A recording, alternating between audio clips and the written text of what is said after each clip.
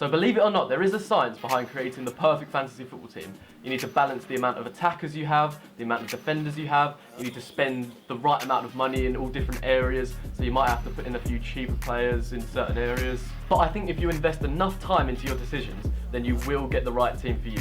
So obviously goals and assists are an important part of fantasy football, they sort of get you the most points, but clean sheets are also just as important and are sometimes not valued as they should be. So I think a goalkeeper is one of the most important positions.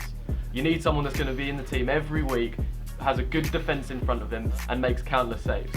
He was the best goalkeeper last year, he had the most points, so without a doubt, we're going with Petr Cech. So for your second goalie, I think there's two options. Number one, you can go for a different goalie from a different team that's going to be in the first team and you'll always get points for minutes played.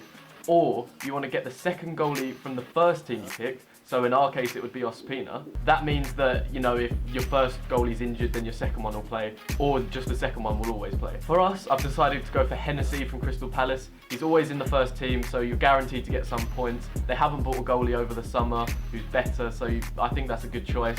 He's also not that expensive. Then for what I think is the most important positions are the defenders. You need someone that's going to get forward, get assists, maybe chip in with a few goals, but mainly someone that's going to keep you clean sheets. For the first choice, I've gone for Hector Bellerin. Now for me, this is a clear choice. The Arsenal defence isn't too bad, they keep a lot of clean sheets. We had the most joint clean sheets last year. He also loves to get forward. He got a couple of assists last year, a couple of goals. He scored a banger against Liverpool. Better than a certain Arsenal striker, not naming any names. Giroud. For the next two defenders, I've gone for two Spurs players. And yes, it hurts. It does hurt. But these two combined get a lot of goals, they get a lot of assists, and they keep clean sheets, so it seems like an obvious choice. Now for the next two, I was a bit hesitant because I didn't really know who to put in and I didn't want to spend too much money.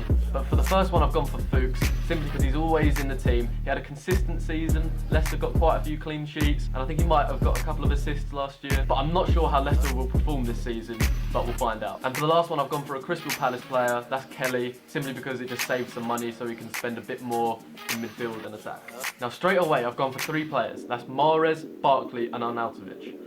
I'm not too sure about the midfield because these players can be a bit inconsistent, but I definitely think it's the right choice. Mahrez obviously got a lot of goals and assists last year, so I'm putting my faith in him that he'll do it again. Barkley can produce some absolute magic on his day, so hopefully he'll have a better season this year. Now Arnautovic, he plays for Stoke, they're sort of the underdogs, they always play well. He loves a goal and he's got some good players around him, and that's why I put him in the team. The next two were sort of players that I was saving money on so that I could spend more on strikers. That's Drinkwater and Kante. I'm not putting in Kante because he had a good season last year, because he's a CDM, doesn't really do much, so he won't get as many points. But he was cheap, and I think he'll be in the first team. Drinkwater, I think he'll get the odd goal or the odd assist, which is why he's in the team, but again, it's just to save money. Now for the strikers, I've put in two absolute monsters, and they're the people that I'm going to be relying on to get me all the goals. That's Aguero and Lukaku. Aguero will be under Guardiola.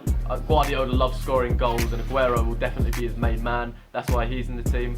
Lukaku scored a lot of goals last year, sort of veered off towards the end, but with Ronald Koeman, I definitely think they'll be getting a lot more goals than they did last year, and I think they'll sort of go through him. Then the last player, again, he's just there to save money. Diomande, I don't even know who he is, but again, you know, if someone's injured, he'll come in, and again, he's just allowing us to get the other players.